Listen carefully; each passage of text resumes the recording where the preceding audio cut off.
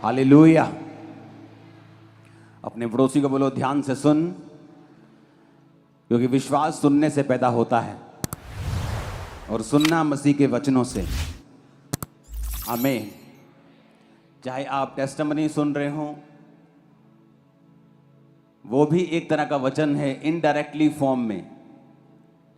चाहे आप सॉन्ग्स को सुन रहे हो और गा रहे हो, अगर वो सॉन्ग्स पवित्र आत्मा के द्वारा जन्मे हैं, इंसान की उसमें दखल कम है और पवित्र आत्मा की ज़्यादा है, तो वो भी आपकी लाइफ में डिलीवरेंस को पैदा करते हैं और विश्वास को पैदा करते हैं। जब भी आप रियल वर्शिप करेंगे, आप हीलिंग को अपने अंदर आता हुआ देखेंगे, छुटकारे को आता हुआ देखेंगे। हालेलुया। याद रखो, परमेश्वर ने एक हमें स्ट्रक्चर दिया है और उस स्ट्रक्चर के अंदर, एक उस बिल्डिंग के अंदर परमेश्वर ने हमें हर प्रकार की आशीष दी है। अगर मुझे आत्मिक आशीष चाहिए तो जिस तरह आप मॉल में जाते हैं, जो बड़े बड़े मॉल आज खुल रहे हैं, उसमें अगर आप जाएंगे आपको दुनिया का हर सामान मिलता है। आपको मेकअप का सामान चाहिए मिलता है, आपको कपड़े चाहिए मिलते हैं, आपको घड़ियां चाहिए मिलती हैं, आपको शूज़ चाहिए, आपको बच्चों के कपड़े चाहिए, आपको दुनिया की हर चीज़ उसके अंदर, मोबाइल से लेके, सुई से लेके, धागे से लेके, गाड़ियों से लेके, सब कुछ वहाँ मिलता है। तो परमेश्वर ने एक ऐसा स्ट्रक्चर, एक ऐसा स्पिरिचुअल मॉल हमारे लिए बनाया है कि उसके अंदर सारी चीज़ें हैं। उसके अंदर आत्मिक आशीष है, उसके अंदर शारीरिक ब्लेसिंग्स हैं। अगर आप देखेंगे बाइबल में, तो परमेश्वर ने अब्राहम को सिर्फ आत्मिक आशीष देने का वायदा नहीं किया। परमेश्वर ने अब्राहम को दुनियावी और आत्मिक दोनों आशीषें देने का वायदा किया है, क्योंकि ये दुनिया जो बनाई है, ये शैतान ने नहीं बनाई, ये परमेश्वर ने बनाई है। और इस दुनिया की सारी आशीषें जो हैं, जो परमेश्वर ने बनाई है। जब परमेश्वर ने सोना धरती पर बनाया तो शैतान ने नहीं बनाया, वो परमेश्वर ने बनाया है। जब मैं अफ्रीका में था तो सोने की खदानों को जब मैं देखने के लिए गया, तो मिट्टी में छुपा होता है सोना, चट्टानों में छुपा होता है। आप उस मिट्टी को निकालते हो, आप पानी के अंदर लेके जाते हो, आप उसे छानते हो, मिट्टी अलग हो जाती है, सोना अलग हो जाता है। ये सारी चीजें परमेश्वर ने बनाई हैं। तो परमेश्वर ये चाहते थे, अब्राहम से ये बात हमें मालूम होती है कि एक इंसान जो परमेश्वर को मानने वाला है, वो दोनों आशीषों में भरपूर हो, वो आत्मिक आशीषों में भी भरपूर हो और वो दुनियावी आशीषों में भी भरपूर हो। इसलिए प्रभु यीशु मसीह ने यह भी कहा था कि अगर तू पूरी दुनिया को हासिल कर लेगा और अपने प्राण को खो देगा तो तुझे क्या हासिल होगा। यानी अगर दुनिया की आशीषें तेरे पास आ जाएं, लेकिन आत्मिक तू अंधा हो और नरक का भागी बन जाए, तो तेरे उस दुनिया में धन कमाने से कोई भी फायदा नहीं होगा।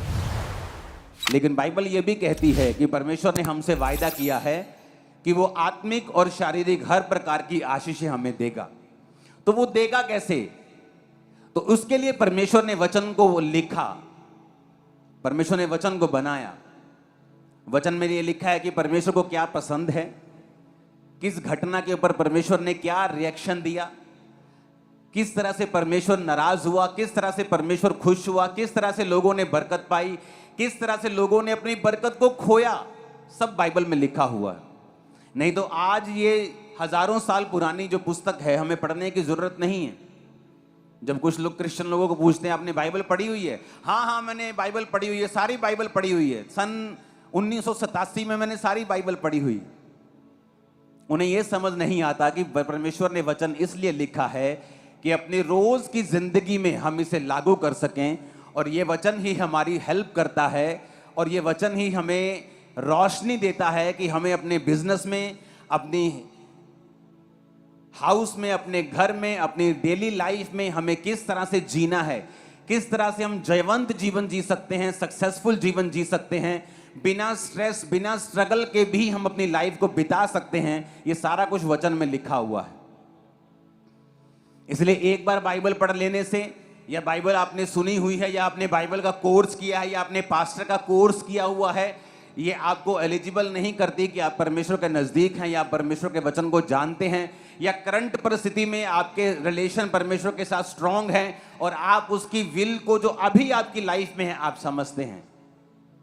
वो तभी हो सकता है अगर आप रोज परमेश्वर के साथ अपने संबंधों को कायम करें। तो थर्सडे कौन कौन आया था? वीरवार कौन कौन आया था? कौन कौन नहीं आया? हाथ खड़ा करो। तो थर्सडे का वचन जरूर सुनना घर जाके। उसमें मैंने एग्जाम्पल दिए कि किस तरह से मैंने जब इंजीनियरिंग के एग्जाम दिए थे तो एंट्रेंस एग्जाम होते थे, तो जो नंबर जिसके ज्यादा आते थे उसको सीट मिलती थी, जिसके कम आते थे उसको पेड सीट मिलती थी। पेड सीटें भी थोड़ी होती थी, सिर्फ कुछ ही सीटें होती थी।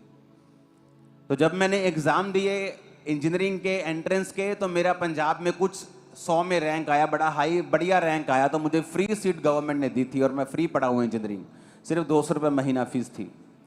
लेकिन जब मेरे बाकी दोस्त थे वो फेल हो गए थे, और जब मैं कॉलेज गया तो वहाँ पे 1.5 लाख 90 हज़ार 1.25 लाख रुपए दे के भी लोगों ने एडमिशन हासिल की थी। उसे पेड सीट बोलते थे। तो आत्मिक जिंदगी भी ऐसी ही है। अगर तो परमेश्वर के साथ हम अपने संबंधों को कायम कर लेंगे और जल्दी कर लेंगे। अगर आज आप यूथ हैं और सिर्फ मम्मी के कहने पे चर्च में बैठे हैं कि आपका परिवार चर्च में आया है, सिर्फ आप इसलिए चर्च में हैं, और आप सोचते कि आपको परमेश्वर की जरूरत नहीं है, तो ऐसा नहीं है। एक टाइम आएगा जब आपकी शादी होगी, एक समय आएगा जब आप थोड़ा उम्र के हो जाएंगे, फिर वही कोर्स जो अभी मैं आपको बता रहा हूं कि परमेश्वर के साथ अपने संबंधों को कायम कर लो, वही कोर्स आपको फिर करना पड़ेगा, लेकिन ज्यादा मुसीबतों के साथ करना पड़ेगा।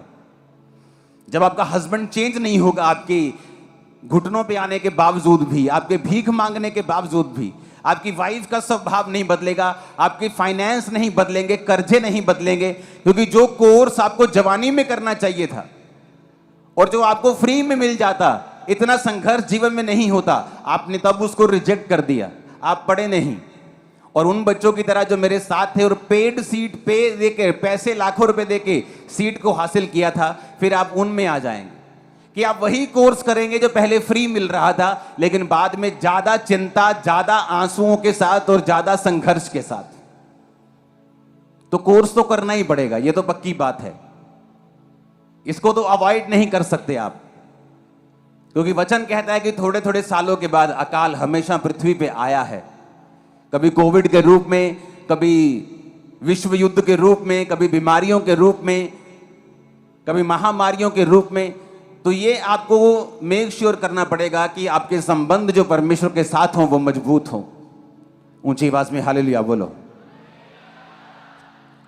अब एक बात हमें समझने की जरूरत यह है कि परमेश्वर ने एक स्ट्रक्चर जो बनाया है उसको हम तोड़ नहीं सकते। उसी स्ट्रक्चर में रहकर ही हम आशीष को हासिल कर सकते हैं। और परमेश्वर इमोशनल नहीं, वो स्पिरिचुअल है। अगर वो इमोशनल होता तो दुनिया का हर रोने वाला बंदा आशीष पा जाता, कि परमेश्वर कहता देख भी कितना रोकर प्रार्थना कर रहा है। तो कई लोग समझते हैं कि अगर मैं रोकर प्रार्थना करूंगा तो मैं जल्दी परमेश्वर को अपना लूंगा। ऐसे तो सभी बहनें जो हैं वो जीत जाएंगी, वो रो रो कर प्रार्थना कर लेंगे और बंदों को रोना नहीं आएगा। कहते रोती हुई औरत और हंसता हुआ आदमी, इन दोनों पे कभी यकीन नहीं करना चाहिए, क्योंकि औरत झूठ बोलते हुए रो सकती है और आदमी हंसता हुआ वो सह सकता है जो अंदर से चाहे वो रो रहा हो। लेकिन जो स्ट्रक्चर परमेश्वर ने बनाया उसे ध्यान से समझने की जरूरत है। परमेश्वर ने कहा अब्राहम अपने पिता, घर, कुटुंब, परिवार, एरिया सब छोड़ के मेरे पीछे आ जा और मैं तुझे आशीष दूंगा। और वचन यह कहता है कि अब्राहम को एक मिस्टेक उसने की, लूत को भी वो साथ ले आया, जबकि परमेश्वर ने लूत को बुलाया नहीं था। इस कारण लूत उसके साथ था, तो लूत को भी परमेश्वर ने आशीषित किया।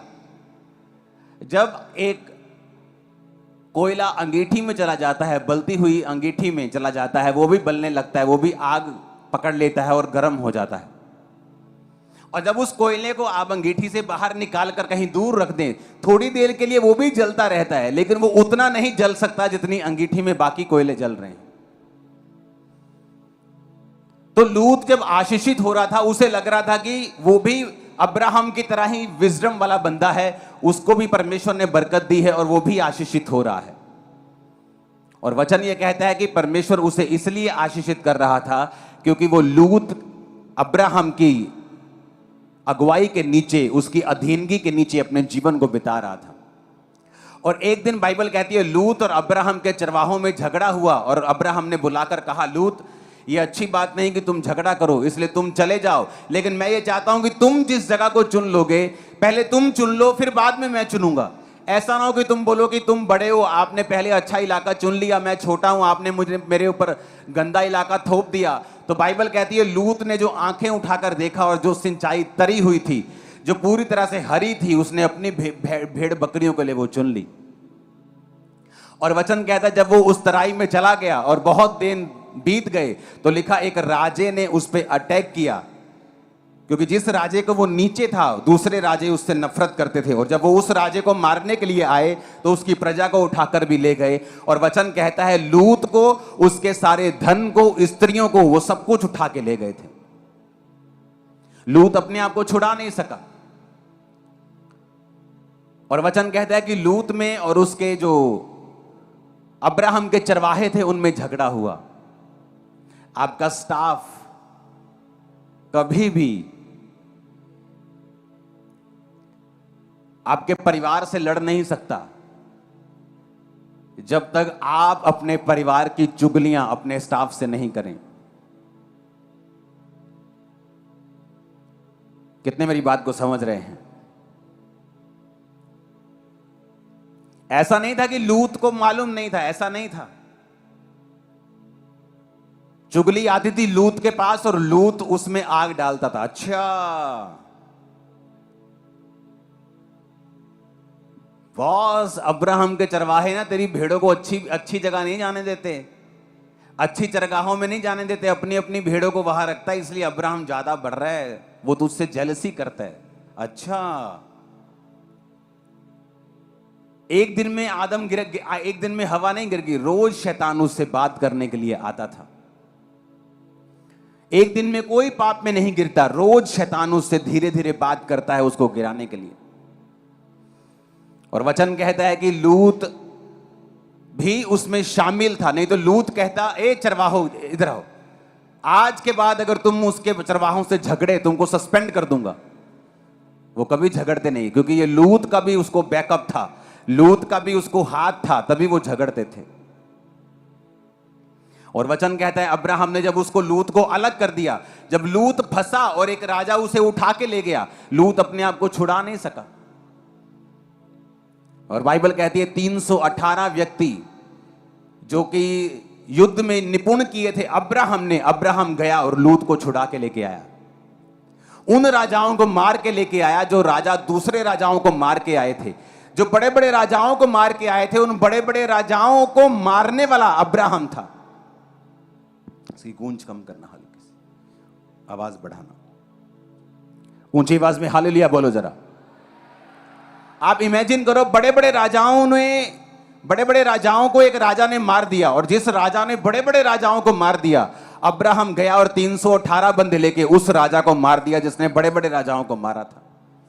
और इमेजिन करो, लूत को तब भी अकल नहीं आई, उसने तब भी ये नहीं समझा कि ये मेरा मेंटर है। मैं आशीषित था अपने मेंटर की वजह से, मैं आशीषित था अब्राहम की वजह से। नहीं तो अगर जब ये हमला हुआ, अगर मुझ पे अनॉइंटिंग मेरी अपनी होती तो मैं क्यों नहीं अपने आप को छुड़ा पाया। और वचन कहता है वो फिर भी अकलमंद नहीं बना और फिर भी जाके सदोम और अमोरा जैसे देशों में रहने लग गया। उसे फिर भी अकल नहीं आई कि अब्राहम ने मुझे छुड़ाया है, मेरे पल्ले कुछ नहीं है, मैं क्यों नहीं जाकर माफी मांग लूं। और वचन क्या कहता है, थोड़े साल के बाद जब परमेश्वर ने सदोम अमोरा को नाश किया, अब्राहम तो बच गया, लूत की सारी कमाई, लूत की जो थे बहनोई के जो सारे बच्चे थे, बहनोई नहीं उसका जो क्या बोलते संबंधी, वो मर गए, लूत की सारी प्रॉपर्टी मर गई, लूत के सारी भेड़ बकरियां मर गई, लूत की पत्नी नमक का खंबा बन गई, लूत की सिर्फ बेटियां बची, और उन्होंने भी पाप किया और पाप के द्वारा मोआब जाति को पैदा किया।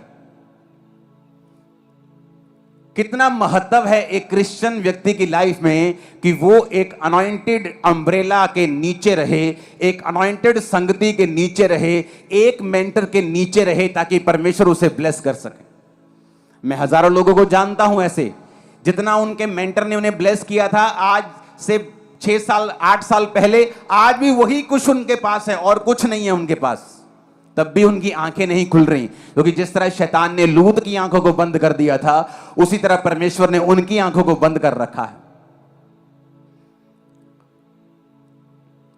जब लूत को यह बात समझ आई कि जो आशीष मेरी लाइफ के ऊपर थी वो अब्राहम की वजह से थी, नहीं तो जब सदोम और अमोरा नाश हुए और परमेश्वर ने अब्राहम को दर्शन देके कहा कि जो बात मैं कर रहा हूं क्या अब्राहम से छुपा के रखूं, लूत को क्यों नहीं कहा? क्योंकि कुछ बुलाहटें ऐसी होती हैं उनको आप चैलेंज नहीं कर सकते। बाइबल कहती है मूसा ने जब शादी की तो बाइबल कहती है कि मूसा की बहन और उसके भाई ने उसका विरोध किया। वो भी नबी थे, परमेश्वर उनसे बात करता था, लेकिन जब उन्होंने मूसा का विरोध किया परमेश्वर ने उसकी बहन मरियम को कोड़ी कर दिया। और वचन कहता है कि वो 7 दिन तक कोड़ी रही। सिर्फ हारून के कहने पर उसका जो पनिशमेंट थी वो जल्दी माफ कर दी गई, नहीं तो वो जल्दी माफ भी ना होती। हालेलुया। तो परमेश्वर ने बताया कि तुम मेरी मैनेजमेंट के साथ कभी लड़ नहीं सकते। जो मैंने मैनेज किया है, जो मैंने बढ़ाया है, जो मैंने ऊंचा किया है, जिसको मैंने स्थापित किया है, तुम कभी भी उसके खिलाफ जाकर कामयाब नहीं हो सकते, क्योंकि वो मेरा ठहराया हुआ है। अगर वो कोई गलती करेगा तो मैं उसके साथ सीधा कांटेक्ट करके उसको सीधा करूंगा, लेकिन तुम्हें उसको सीधा करने नहीं दूंगा। जिस तरह पंजाबी में कहते हैं कि मां मार लेंदी है पर मारन, बोलो मारन, पता है ना कहावत का कि मां मार तो लेती अपने बच्चों को जितना मर्जी वो गलत हो, लेकिन मारने नहीं देती दूसरे किसी को। उसी तरह से परमेश्वर अपने अभिषिक्तों को मार लेता है, खुद सीधा कर लेता है, लेकिन किसी को वो सीधा करने नहीं देता। और परमेश्वर ने एक स्ट्रक्चर ठहराया है, उस स्ट्रक्चर के बाहर जाकर आप आशीष नहीं ले सकते। आप जितनी मर्जी आप वचन के सहारे ले लो, आप जो मर्जी कर लो, जो परमेश्वर ने ठहराया है आप उसे कट नहीं कर सकते, आप उसे कैंसिल नहीं कर सकते, आप उसे रिप्लेस नहीं कर सकते। वो खुद बंदा अपने आप को रिप्लेस कर ले पाप के कारण तो वो अलग बात है, लेकिन कोई व्यक्ति उसे रिप्लेस नहीं कर सकता, परमेश्वर ने जिसको ठहराया है। आज बहुत सारी कलीसियाएं आशीषित इसलिए नहीं है क्योंकि उनका एक मेंटर नहीं, हर जगह जाती, हर मीटिंग में जाती, हर जगह जाती, हर वचन को सुनती, हर प्रचार को सुनती, कंफ्यूज रहती, कहीं एक जगह टिक के नहीं रह पाते। वो कंपेयर करने लग जाते हैं एक को दूसरे से, दूसरे को तीसरे से, और उन्हें ये नहीं मालूम होता कि हो सकता है तुम्हारा मेंटर परफेक्ट ना हो, लेकिन उसकी अनॉइंटिंग परफेक्ट है जो उसके सिर पे परमेश्वर की मंडरा रही है। और जो परमेश्वर ने उसको विजडम दी है, जो काम दिया और कॉलिंग दी है, वो परफेक्ट है और उस काम में वो जाएगा और आशीषित होगा, और जो लोग उसके साथ और नीचे होंगे वो भी आशीषित होंगे। कितने इन बातों को समझ रहे हैं? इसलिए बाइबल कहती जब एलिया ने एलीशा को कहा कि चला जा, मुझे तेरी जरूरत नहीं, वचन कहता कि वो और किसी चेले के पास नहीं गया कि ठीक है तू अगर प्रॉफिट है तो मैं किसी और के पास चला जाऊंगा, लेकिन वचन कहता उसने कहा तेरी शपथ यहोवा की शपथ मैं तुझे नहीं छोड़ूंगा, क्योंकि परमेश्वर ने जो मुझे आशीष देनी है वो तेरे द्वारा ही देनी है।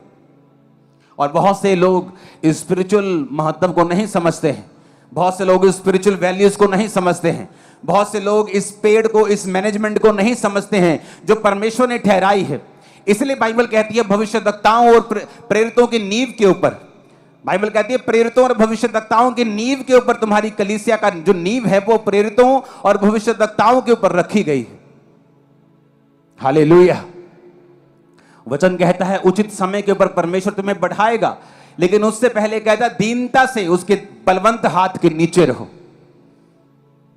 इस दुनिया के अगर सबसे ग्रेटेस्ट बुक मैं किसी को मानता हूं, बाइबल एक सिंपल बुक नहीं है, ये तो हमारा एक पवित्र मुंह है परमेश्वर का, ये तो बोल है परमेश्वर। इस दुनिया की सबसे greatest book, one of the greatest मैं मानता हूं बाइबल को, डेक बाइबल को। डेक बाइबल ऐसी बाइबल है जहां पर आपको 99% चीजें आपको परफेक्ट मिलती हैं। और डेक बाइबल जिसने लिखी है वो एक बुजुर्ग बंदा है और सालों से एक ही चर्च का मेंबर है, और जस्ट छोटी सी वो चर्च, और परमेश्वर ने उसे बरकत दी। ये नहीं कि उसने डेक बाइबल लिख दी तो अपने आप को पास्टर से भी ऊंचा समझने लग जाए। डेक बाइबल लिखते लिखते भी वो कहता है कि मैं अपने पास्टर की अगुवाई को लेता था। बाइबल एक बात हमें बताती है कि परमेश्वर ने जो स्ट्रक्चर बनाया, अगर हमें आशीष लेनी है और फाइनेंस में बढ़ना है, प्रार्थना काम नहीं करेगी। हमें अपने बीजों को बोना पड़ेगा, हमें टाइट में वफादार रहना पड़ेगा। मैंने बहुत से अपनी लाइफ में छुटकारों को पाया है, सिर्फ प्रार्थना से नहीं, बीजों से भी। मैं और मेरी वाइफ ने इस बात को हमने प्रैक्टिकली नोटिस किया है। हमने घर में हमारी एक छोटी सी वेदी है, जब कोई काम अड़ता है या शैतान हमारे सामने खड़ा होता है, उस वेदी पर हम बोना शुरू करते हैं, परमेश्वर हम रोज इतने रुपयों को बो रहे हैं क्योंकि ये हमारी मन्नत है कि इस चीज से हमें छुटकारा दिया जाए।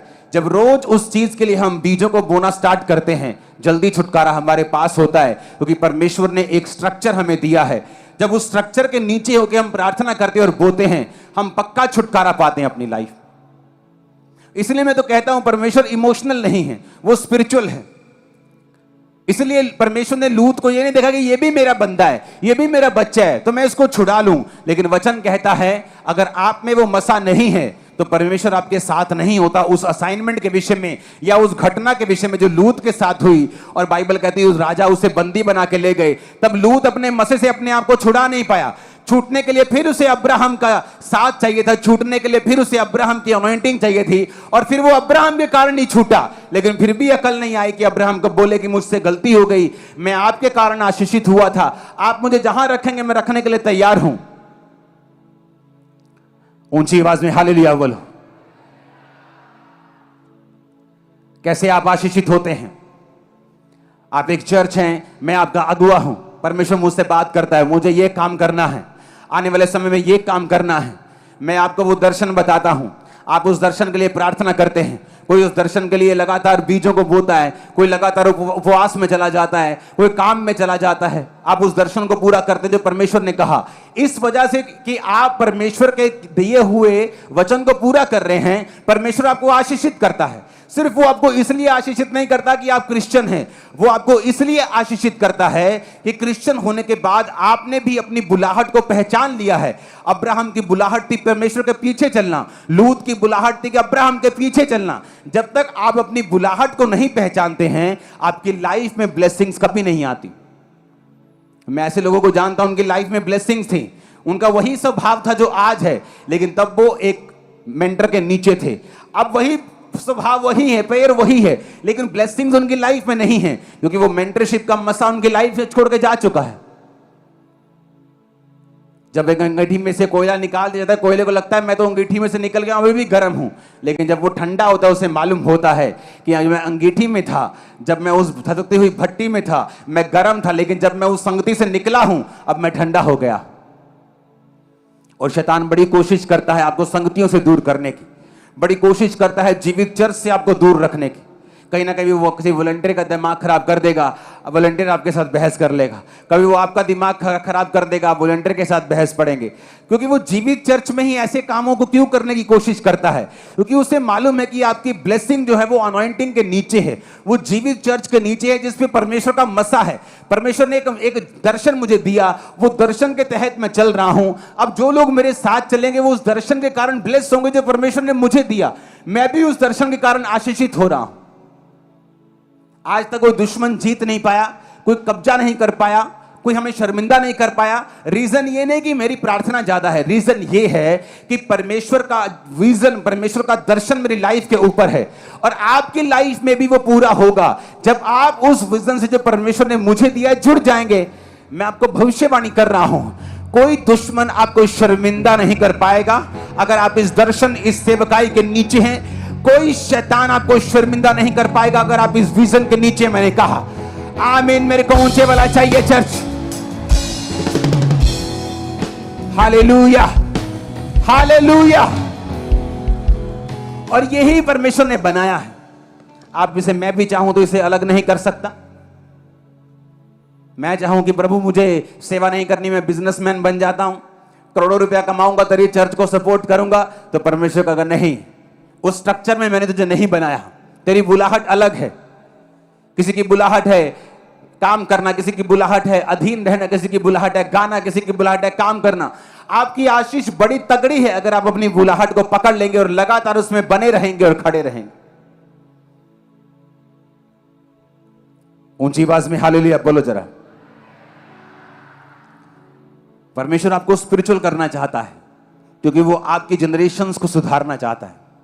कुछ लोग इसको जल्दी ले लेते पड़ा कि मैं 2 साल में सेवा में हूं, मुझे कुछ नहीं हासिल हुआ, मेरा तो घर अभी भी तंगी के साथ चल रहा है, मैं 3 साल से सेवा में हूं, लेकिन परमेश्वर का विजन बड़ा लंबा है, उसका दर्शन बड़ा लंबा है।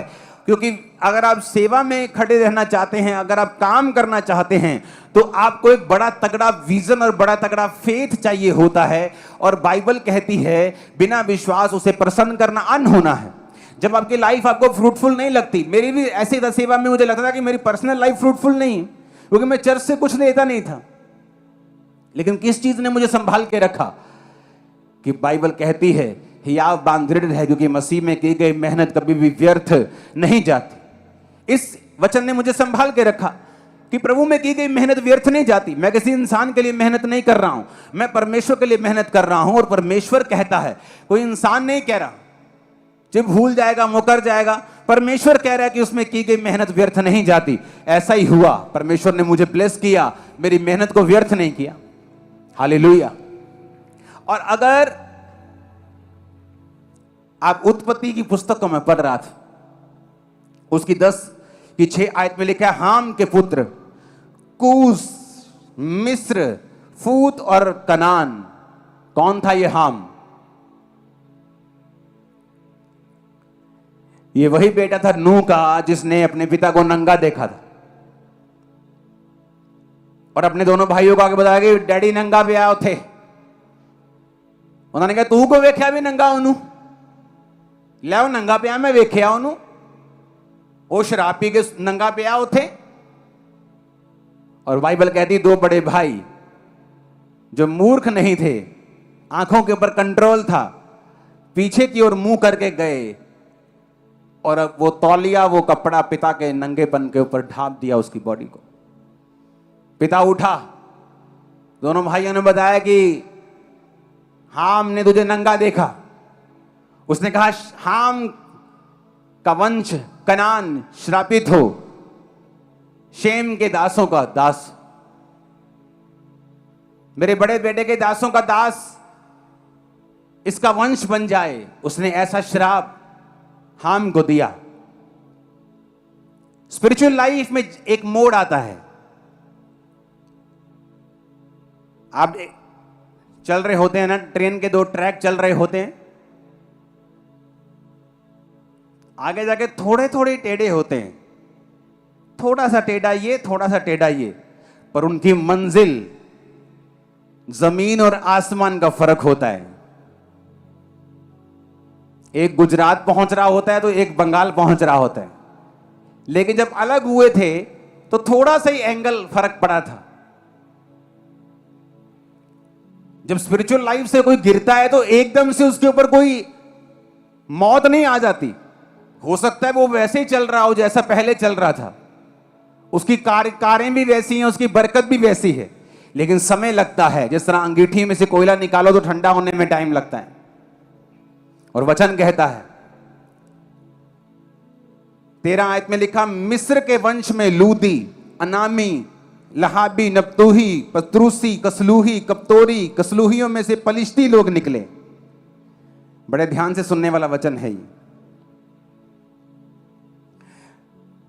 आगे बढ़ेंगे 15 आयत को, कनान के वंश से उसका जेठ सिदोन, हित जिसे हित्ती बोलते हैं, यबूसी, अमोरी, गिरगाशी, हिच्ची, अर्की, सीनी, अवर्दी, समारी, हमाती लोग भी हुए। फिर वो कनानियों के कुल भी फैल गए। अगर आप ध्यान से पढ़ें बाइबल को तो परमेश्वर ने कहा था, अब्राहम मैं तेरे वंश को कौन कौन से देश दूंगा जिनमें हित्ती, यबूसी, एमोरी लोग रहते हैं। आपने कभी क्वेश्चन नहीं किया अपने दिमाग में कि क्या हुआ ऐसा कि परमेश्वर अब्राहम को कह रहा है कि मैं तुझे कनान के देश दूंगा? कनान के देश के लोगों ने कौन सा पाप किया था? कनान के देश के लोगों से क्या दुश्मनी थी परमेश्वर की कि परमेश्वर ये कहता था कि मैं कनान के सारे देश अब्राहम के वंश को दूंगा? क्योंकि जो अब्राहम का वंश था वो उसी बेटे से निकला था जिसने अपने पिता को नंगा नहीं देखा था। और कनान के सारे वंश जिसे परमेश्वर ने देने का वायदा किया था वो उसी बेटे से निकले थे जिसने अपने बाप को नंगा देखा था। इतना फर्क कि परमेश्वर ने पूरी जनरेशन श्रापित कर दी जिन्होंने परमेश्वर की सेवा को छोड़ा। जिन्होंने परमेश्वर के हुक्मों को तोड़ा, जो पवित्रताई में, जिन्होंने परमेश्वर को फॉलो नहीं किया, पूरे के पूरे वंश को, पूरी की पूरी जनरेशंस को, देशों को परमेश्वर ने श्रापित कर दिया और अब्राहम के वंश को दे दिया। इसलिए मैं कहता हूं, जब आप स्पिरिचुअल लाइन पे चलते हैं, आपको जल्दी नहीं करनी, क्योंकि परमेश्वर आपके वंशों को सोच रहा है, आपको वंशों को आशीषित करने के बारे में सोच रहा है, सिर्फ वो आपके बारे में नहीं सोच रहा। अगर आप स्पिरिचुअल लाइन में चलेंगे, परमेश्वर के पीछे चलेंगे, आप देखेंगे लंबा समय के बाद, 10 साल, 20 साल, 30 साल के बाद, कि एक गहरा और एक बड़ा, आसमान के जितना गहरा बेनिफिट और फायदा आपको और आपके परिवार को हुआ है, और वो नजर आएगा। ऐसा नहीं हो सकता। मैंने लोगों को देखा है जो मसीह में आए, लेकिन वो इतने आशीषित नहीं थे, लेकिन उनकी वफादारी परमेश्वर के साथ बनी हुई थी। गरीबी में टाइट देना, हर चीज में बने हुए थे। परमेश्वर ने उनके वंश को ब्लेस किया, फौरन में सेट किया, इतना अमीर किया, आशीषित किया, जितना वो सोच नहीं सकते थे। हो सकता वो कभी भी ऐसा ना कर हो पाता अगर वो व्यक्ति परमेश्वर में ना होता तो। लेकिन ये लंबी रेस है, ये छोटी रेस नहीं है, ये शॉर्टकट नहीं है। और बाइबल कहती है, अगर परमेश्वर हमें कोई काम करने के लिए कहता है, कोई स्ट्रक्चर उसने बनाया है, तो वो हमारे फायदे के लिए। ऊंची आवाज में हालेलुया बोलो। और अगर हम उस स्ट्रक्चर को मानते हैं, अगर हम परमेश्वर के वचन को मानते हैं, हम उस स्ट्रक्चर के साथ कभी भी फाइट नहीं करेंगे। आप अगर आप फाइट करेंगे, आप शर्मिंदा होंगे, आप नोटिस करेंगे।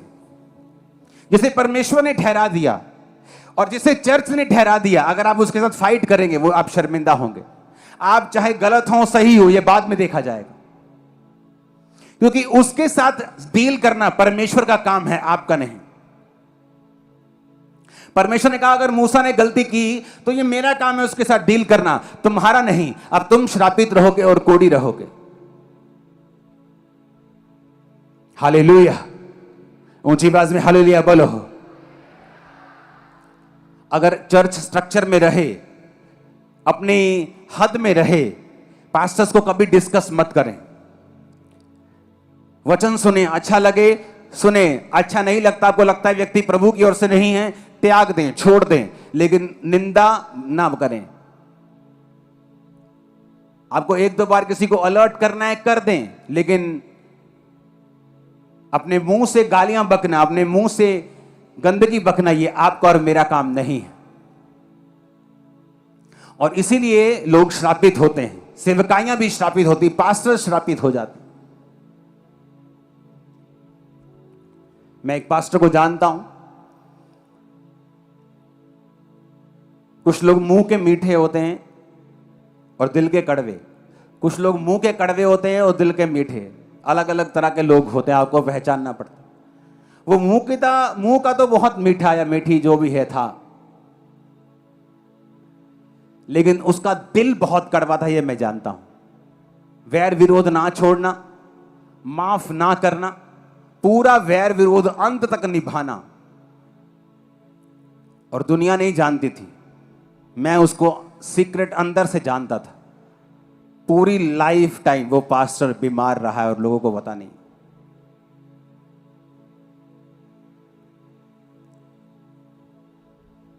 फुल सिकनेस, अपनी लाइफ का एंजॉय नहीं कर पा रहा वो। रीजन कड़वाहट, वैर विरोध, नाश करने की भावना, जेलसी रखना। अगर किसी को वो नाश कर सकता है तो वो कर देता कब का, कर देती कब का। कर नहीं सका या नहीं सकी, वो बात अलग है कि प्रभु उसके साथ था जिसको वो नाश करना चाहता था या चाहती थी। लेकिन प्रभु ने उसे क्या दिया? सदा की बीमारी। आज भी जब वो लोगों पे हाथ रखता है, लोग शिफा पाते हैं, वो उसकी कॉलिंग है। लेकिन प्रभु आपके साथ डील करता है जब आप वैर विरोध और कड़वाहट और निंदा और एक दूसरे की लात खींचना जब तक आप छोड़ते नहीं, वो आपके साथ डील करता है। और अगर आप पास्टर के साथ ऐसा कर रहे हैं, फिर तो वो आपको डबल डील करता है। अगर आप विश्वासियों के साथ ऐसा कर रहे हैं तो भी वो आपको पनिश करता है। इसलिए तो वचन में लिखा है कि अगर तू परमेश्वर के शरीर का अंग है। अगर दूसरा अंग दुख पाता है, अगर सिर दुख रहा है तो हाथ भंगड़ा नहीं डाल सकता कि चलो सिर ही दुख रहा है, पैर तो भंगड़ा कर सकते हैं। बंदा कहता नहीं यार मैं नहीं आ सकता पार्टी में, क्या हुआ यार मेरा सिर दुख रहा है। वो नहीं कहता यार मेरा सिर ही दुख रहा है, मेरे टांग थोड़ी दुख रही है, पांव थोड़ी दुख रहा है, चल भंगड़ा डालते हैं। कहता नहीं सिर दुख रहा है, उठ नहीं हो रहा। क्योंकि अगर एक अंग दुख पाता है तो दूसरा अंग भी उसके साथ दुख मनाता है। अगर मैं आपको बोलता हूं आपकी आंखें बड़ी सुंदर हैं तो पूरा शरीर फूल जाता है, वाह। हां, तू गाता बड़ा अच्छा, वाह। तेरी आंखें बड़ी सुंदर है, वाह। तेरा पूरा शरीर खुश हो जाता है। और वचन कहता है अगर एक अंग की बड़ाई होती है दूसरा अंग भी बड़ाई करे। लेकिन यहां अगर एक बंदा कुछ अच्छा करता है दूसरा कहता तेन दसदा हुण मैं तेरी करदा शिकायत पापा नु, मैं तेन दसदा। और ये शैतान है, ये शैतानी, प्योर शैतानी। इसे बोलते हैं ना देसी घी और प्योर देसी घी, फर्क होता है ना। एक होता है शैतान, एक होता है प्योर शैतान। ये प्योर शैतान वाले लोग होते हैं और प्रभु इनको सजा देता है। हमेशा हमेशा इन चीजों से बच के रहो, क्योंकि एक स्ट्रक्चर परमेश्वर ने बनाया है, आप उसे तोड़ेंगे। और वचन कहता है जो बाड़ा तोड़ेगा सांप उसको डसेगा, जो बाड़ा तोड़ेगा सांप उसको काटेगा, विष उसको लगेगा और वो मरेगा। हालेलुया, ऊंची आवाज में हालेलुया बोलो। एक टाइम तक आप लोगों को अवेयर करते हैं कि फलाना बंदा फेक है, ये गलत कर रहा है, लेकिन आप उसकी पर्सनल लाइफ के इतने झमेले होने के बावजूद, उसके पापों की नॉलेज होने के बावजूद भी आप उसे कभी एक्सपोज नहीं करते। रीजन, ये मेरा काम नहीं, परमेश्वर का काम। ऐसी ऐसी न्यूज मिलती कि 2-2 शादियां हो रही हैं, गलत काम हो रहे हैं बड़ी बड़ी चर्च में, लेकिन आपने मुझे कभी ऐसा नहीं आज मैं एक्सपोज करूंगा, कभी नहीं, ये मेरा काम नहीं। अगर कोई पब्लिकली कोई बेवकूफी करेगा मैं उसे एक बार समझा दूंगा, उसके बाद कभी नहीं। पर्सनली उसे कभी एक्सपोज नहीं करूंगा कि ये मेरा काम नहीं, न्याय करना परमेश्वर का काम है। अगर वो मेरा जीवित परमेश्वर है, वो न्याय कर देगा, लोगों के सामने ले आएगा। तो कई बार इंसान खुद परमेश्वर को गद्दी से हटा के परमेश्वर की गद्दी पर बैठने की कोशिश करता है और थोड़े दिन के बाद देखता क्या है कि खुद ही शर्मिंदा हो रहे हैं वो लोग, क्योंकि आप लोगों को एक्सपोज करने के लिए पैदा नहीं हुए। हालेलुया। वचन कहता है कि झूठे भविष्यद्वक्ताओं से सावधान रहो। वचन ने भी एक बार बोला, आप भी चर्च को समझा सकते हैं, लेकिन किसी पे पर्सनल अटैक करना ये परमेश्वर की सीट लेने के बराबर है। और चाहे हमें दुनिया के लाख गुनाह मालूम हो, आपने कभी मुझे ऑनलाइन आके या ऐसे आपके सामने उस व्यक्ति को एक्सपोज करते कभी नहीं सुना होगा। प्रूफ के साथ एक्सपोज किया जा सकता है, लेकिन कभी नहीं, क्योंकि ये परमेश्वर का और उसकी कलीसिया का काम बिल्कुल नहीं है। आप परमेश्वर नहीं हो, आप न्यायी नहीं हो, आप जज नहीं हो। मैं उससे पीछे रह सकता हूं, मैं अपनी संगति उससे खत्म कर सकता हूं, क्योंकि वचन कहता है अगर भाई कहलाकर कोई मूर्ति पूजा करता है और व्यभिचार करता है तो तू उसके साथ खाना भी मत खा, नहीं तो तू भी पापी है परमेश्वर के सामने। जब हम वचन में से पूरी तरीके से चलना शुरू कर देते हैं हम आशीषित होते हैं। वचन के साथ चलना शुरू कर देते हैं, हमारे फाइनेंस, हमारी लाइफ, हमारी जिंदगियां जो है सब तरफ से ग्रोथ करना शुरू कर देती हैं। हम ग्रो करना स्टार्ट कर देते हैं। आज पास्टर्स को देखो, आपको इंटरनेट के ऊपर जज करते मिलेंगे, छोटी सी चीज के पीछे पड़ जाएंगे और आपको हर बार वो जज करते हुए मिलेंगे। और जब आप उनकी पर्सनल लाइफ में झांकेंगे और देखेंगे सेवकाइयों में, आप इसीलिए देखेंगे कि कभी भी रिजल्ट ऐसा नहीं है जैसा होना चाहिए था। अभी भी फाइनेंशियल स्ट्रगल चल रहा है, अभी भी पब्लिक नहीं आ रही, लोग नहीं आ रहे। क्यों? परमेश्वर आपको नहीं देता अगर आपकी कैपेसिटी नहीं है तो। आपकी कैपेसिटी जब आत्मा में बढ़ती है परमेश्वर आपको देता है। आपकी कैपेसिटी बढ़ेगी वो आपको देगा। वो 10 लीटर के बर्तन में 12 लीटर नहीं दे सकता, उसे मालूम है 2 लीटर वेस्ट हो जाएगा। आपका बर्तन 50 लीटर का कर लीजिए, वो भर देगा आपको। आपकी कैपेसिटी नहीं है। आपको थोड़ी सी बरकत मिले, आप पास्टर्स को जज करना शुरू कर देते हैं। आपको थोड़ी सी सेवकाई मिले, आप अपनी डॉक्ट्रिन्स और दूसरे की डॉक्ट्रिन्स को आप जज करना शुरू कर देते हैं। और इसी वजह से लोग उतना नहीं बढ़ पाते जितना उनको बढ़ना चाहिए। ऊंची आवाज में हालेलुया खड़का के बोलो जरा।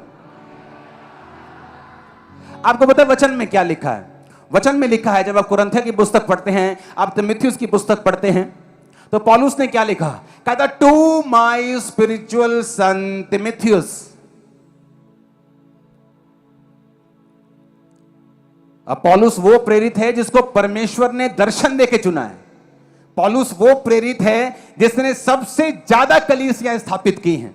पौलुस वो प्रेरित है जो सबसे ज्यादा गैर भाषा में बातें करता था। पौलुस वो प्रेरित है जिसने सबसे ज्यादा पत्रियां लिखी हैं और बाइबल में परमेश्वर ने उन्हें शामिल करवाया है अपनी ग्रेस से। और वो पौलुस क्या कह रहा है कि तुम मेरी आत्मिक संतान हो। और लोग बोलते हैं ये स्पिरिचुअल फादर नहीं बन सकते आप, क्योंकि वचन कहता है किसी को धरती पर अपना पिता नहीं कहना। फिर अपने बाप को, जो घर में बाप है, उसको अपना पिता क्यों कहते हो? उसको भी बंद करो पिता बोलना। वचन तो फिर वचन ही है ना, पूरा जो कपटियों पूरा मानो, फिर कपट क्यों करते हो? कितने मेरी बात को समझ रहे हैं? वो कहते हैं वचन में लिखा है कि धरती पर किसी को अपना पिता नहीं कहना है। मैं मानता हूं, ठीक है लिखा है, अब मैं समझाता हूं क्यों लिखा है, वो बात की बात। मैं ये मानता हूं, आप मानते हैं? हां जी मानते हैं। तो अपने घर में अपने पिता को पिता क्यों बोलते हो? उसे ब्रो बोला करो, ब्रो, हाय ब्रो। जब ब्रो तुम्हारे कान पे दो लगाएगा तो सब शैतानी शिक्षा बाहर आ जाएगी। वचन यह भी कहता है अपने माता और पिता के अधीन रहे। वचन यह भी कहता है प्रभु में अपने माता और पिता के अधीन रहे। वचन यह भी कहता है, पौलुस कहता है टू माय स्पिरिचुअल सन। क्या पौलुस को परमेश्वर का वचन मालूम नहीं था? क्या पौलुस परमेश्वर के वचन से बाहर था? नहीं। पौलुस कहता अगर कोई शारीरिक बच्चे जन्म दे सकता है, हम आत्मिक बच्चों को जन्म दे रहे हैं।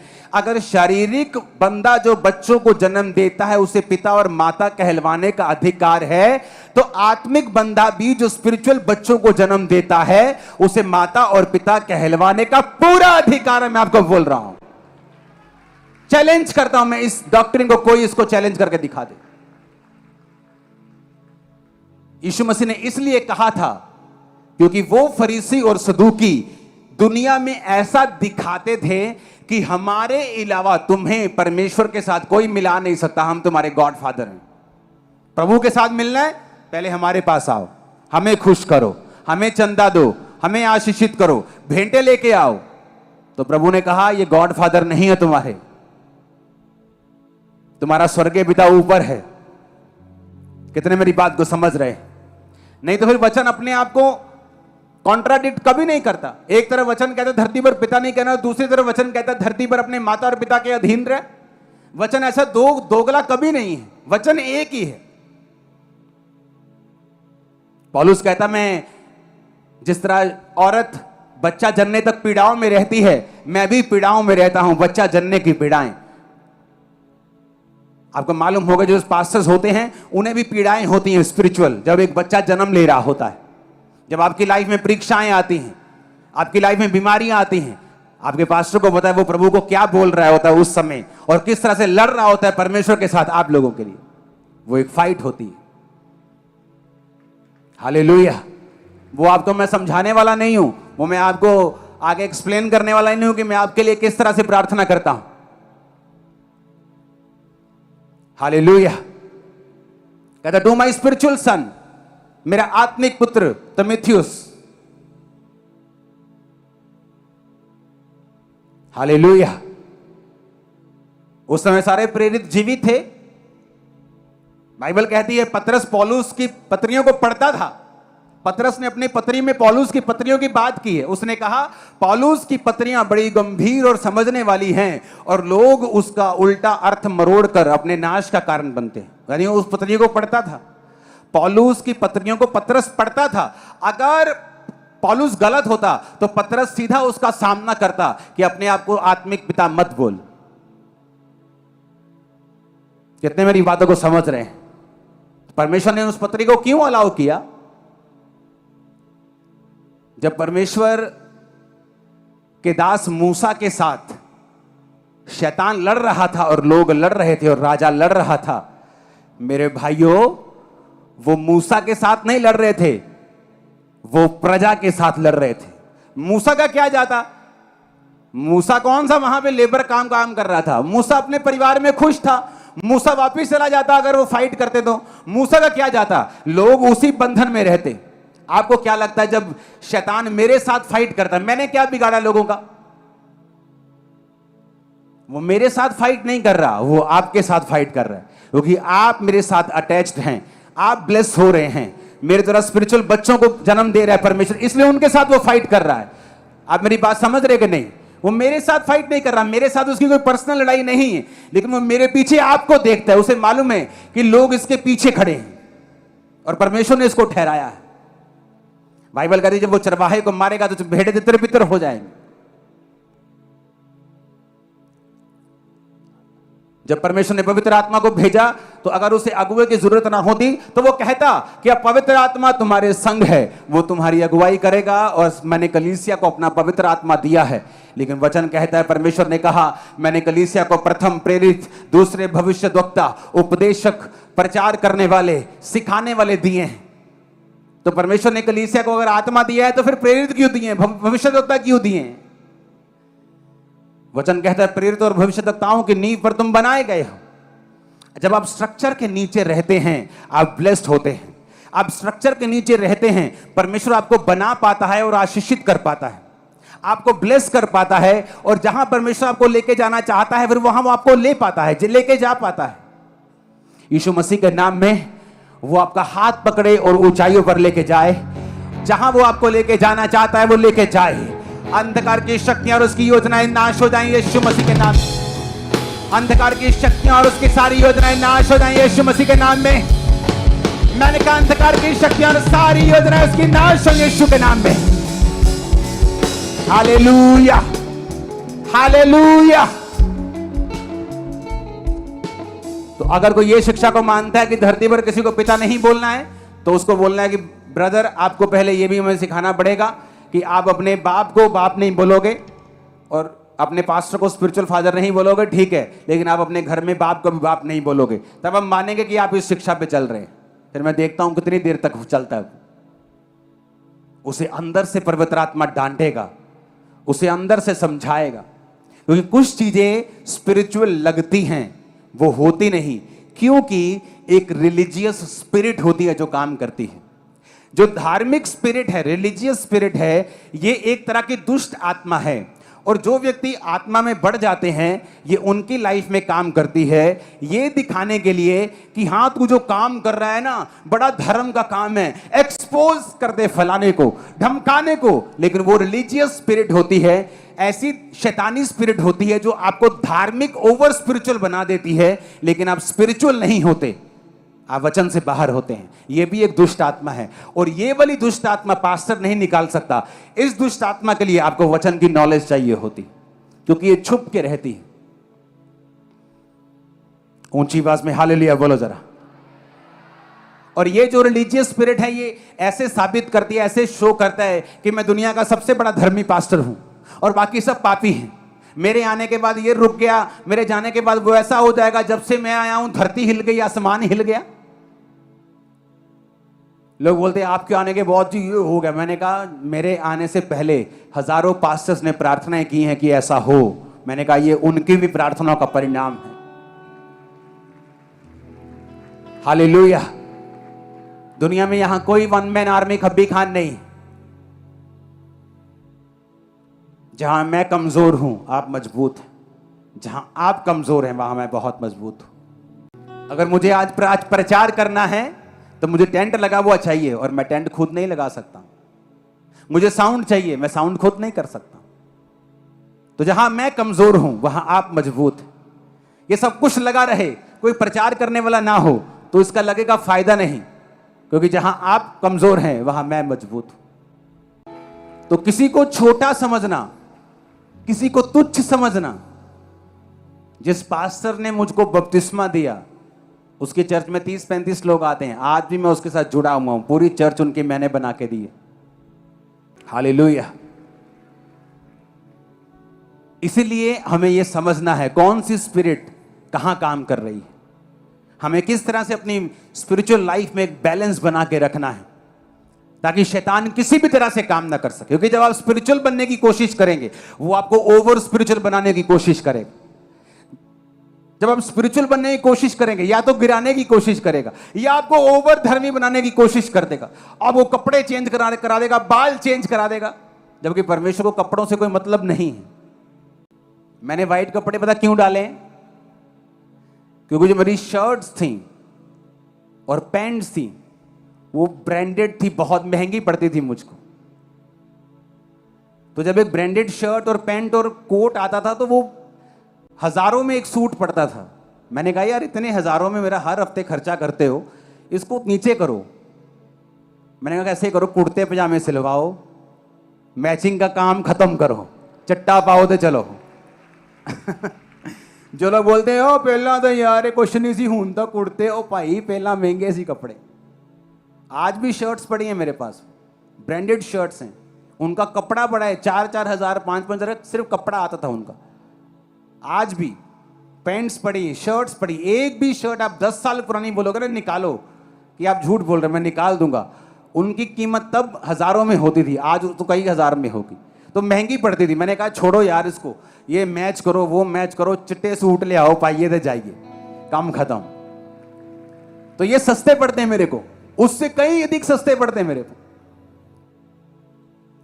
हालेलुया। तो लोगों को मालूम नहीं होता कि क्या हो रहा है, क्योंकि बाइबल कहती है परमेश्वर का जन किसी से जज नहीं होता, परंतु वो सबको जज कर सकता है। आपको लोग जज करने जाएंगे, शर्मिंदा होंगे, लेकिन जब आप जज करेंगे, मैं बोल रहा हूं भाई साहब, कपड़े कम पड़ जाएंगे उनके पास।